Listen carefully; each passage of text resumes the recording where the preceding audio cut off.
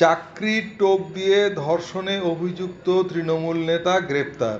দিনহাটার এক মহিলাকে প্রাথমিক বিদ্যালয়ে শিক্ষিকার চাকরি দেওয়ার নাম করে ৫ লক্ষ টাকা নেন অভিযুক্ত তৃণমূল নেতা আব্দুল মান্নান। দীর্ঘদিন পেরিয়ে গেলেও চাকরি না হওয়ায় টাকা ফেরত চায় নির্যাতিতার পরিবার।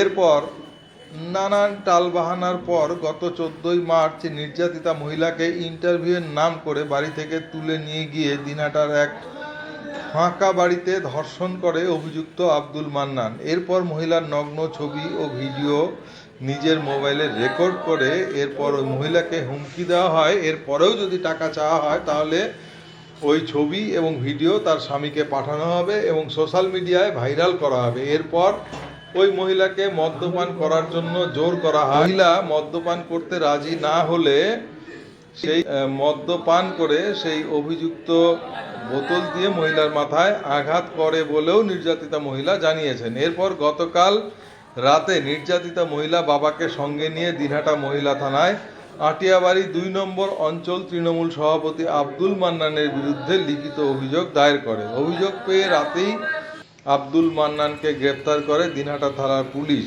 কিন্তু রাতেই থানা থেকে পালিয়ে যায় আব্দুল মান্নান। অবশেষে আজ দুপুরে আত্মসমর্পণ করে আব্দুল মান্নান। পুলিশ সূত্রে জানা যায়, লিখিত অভিযোগের ভিত্তিতে নির্দিষ্ট ধারায় মামলা রুজু করেছে পুলিশ এবং ঘটনার তদন্ত শুরু করেছে।